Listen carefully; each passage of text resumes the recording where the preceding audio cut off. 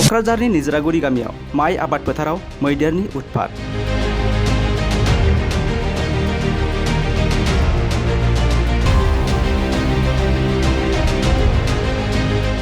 क'क्राझार जिल्लानि सिङाव थानाय झारबारि ओनसोलनि निजरागुरि गामियाव थांनाय हरनि 1 बाजि रिंगासो समाव जुब जुब अखा हानायाव रावबो मिथिस्लाबाजासे मा 20सो हाग्रानि मैदेरा दुब्लिनि खोथिया आरो बारिनि गय बिफांफोरखौ खहा खालामलांदों। फारसेथिं दैज्लां बोथोरनि गायनाय फुनायनि रां खरसानि गोनांथि आरो गुबुन फारसे गायथारनांगौ खोथिया फुनो गोनांखौ मैदेरा जालांजोब्बाय। बेखौ लानानै गामिनि आबादारिफोरा दुखु मोननाय फोरमायदों।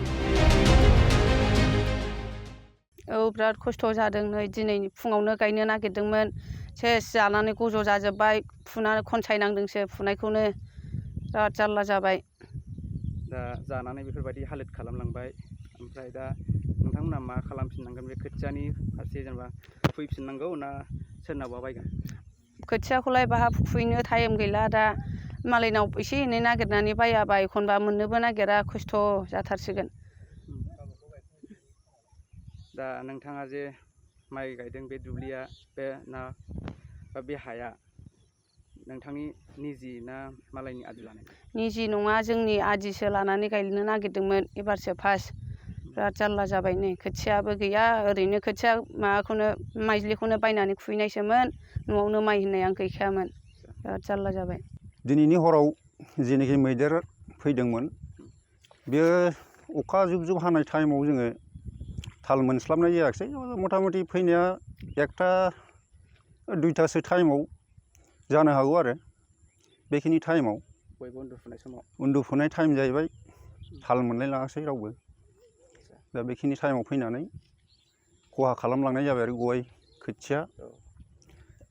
नोंथांनि अनुमानाव नोंथांमोनहा नुवाखैब्लाबो मैदेर फालोआ बा मैदेरा माबेसे फैनानै बेबायदि खालामलांखो?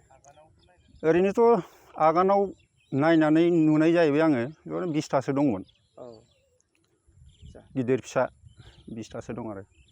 जेला सिखारनानै नायो अब्ला नोंथांमोनहा आबाद फोथाराव फैबा नुबाय? आङो हाल जुरिनो नागिरदोंमोन।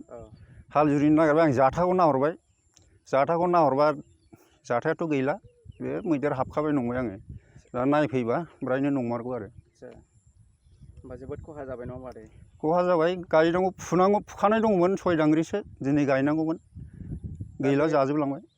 जा गाग्लिलांनाय बा जालांजोबनाय बे खोथियाया फुथारनांसिगौमोन नामा?